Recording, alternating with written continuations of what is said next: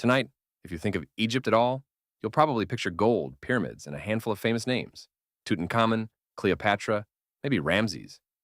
For nearly all of Egyptian history, that picture would have made no sense to the people living it. Pharaohs weren't a brief golden age. They ruled continuously for roughly 3,000 years, longer than the gap between them and you. The answer to how it ended changes everything we think we know about how empires actually die. Chapter 1. The empire that outlasted everything.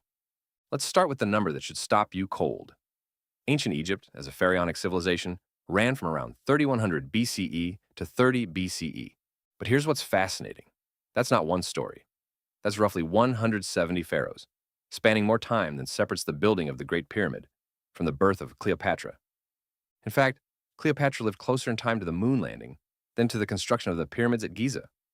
When the Great Pyramid was built, around 2560 BCE, it was already an ancient monument by the time Cleopatra ruled in 30 BCE, separated from her by roughly 2,500 years. Egypt didn't fall once. It nearly fell, recovered, and rebuilt itself at least 3 separate times, in periods historians now call the Old, Middle, and New Kingdoms. Whatever finally killed it wasn't a single blow. It was the last in a very long line of near misses. Chapter 2.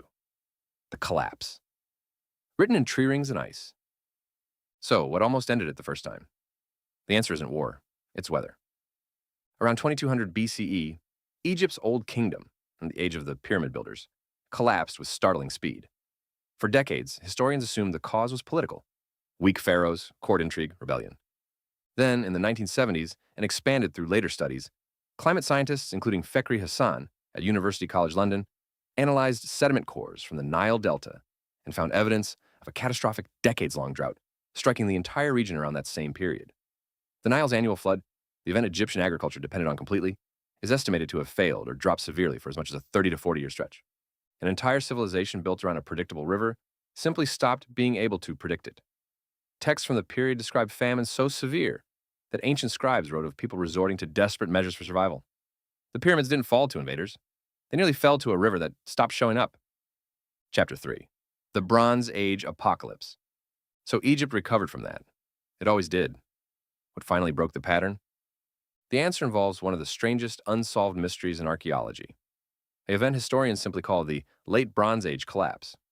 Around 1177 BCE, a coalition of seafaring raiders, known only from Egyptian inscriptions as the Sea Peoples, attacked Egypt during the reign of Ramses III. Egypt survived the assault, barely, and recorded the battle in detailed relief carvings at Medinet Habu. But almost every other major civilization in the region at the time did not survive similar pressures. The Hittite Empire, Mycenaean Greece, and multiple other Bronze Age powers collapsed within a roughly 50-year window.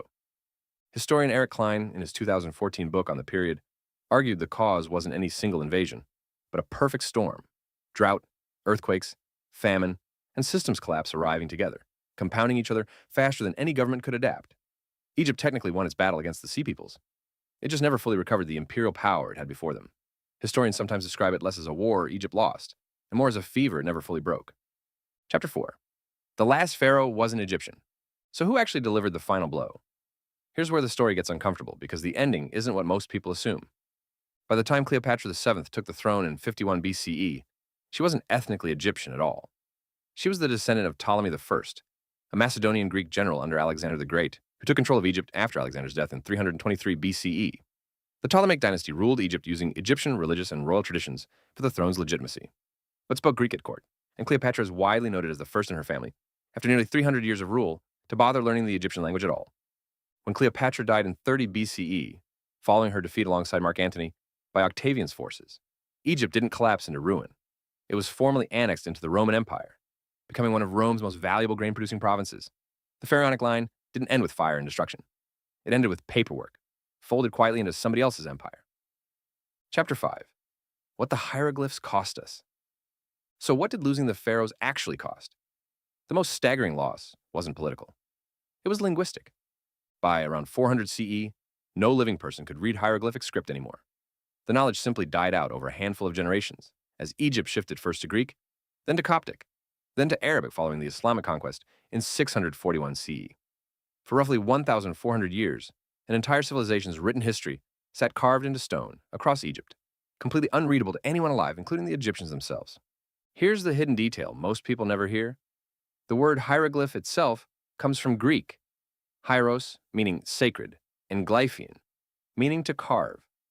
The Greeks assumed the symbols were purely religious mysticism, because the priests who still understood fragments of the meaning had every incentive to keep outsiders believing that. In reality, hieroglyphs recorded tax records, love poems, and shopping lists alongside religious texts. The script wasn't decoded again until 1822, when French scholar Jean-François Champollion cracked it using the trilingual Rosetta Stone, meaning for nearly a millennium and a half. Humanity possessed one of history's largest libraries and couldn't read a single page of it. For roughly 3,000 years, the pharaohs ruled a civilization that survived drought, invasion, and collapse, again and again, absorbing each near death and rebuilding anyway. What finally ended it wasn't a single Sea People raid or a single lost battle. It was slower than that. Centuries of foreign dynasties, foreign languages, and foreign gods layered quietly on top of Egyptian ones, until the thing wearing the crown of the pharaohs no longer remembered how to speak their language. Tonight, when you picture Egypt, you'll still picture gold and pyramids. The same symbols the Greeks mistook for pure mysticism 2,000 years ago. The empire didn't fall all at once. It just slowly stopped being able to read its own name. If you're the type who can't leave a why unanswered, like and subscribe. Make sure to drop your own question below. There's a good chance it becomes the next video.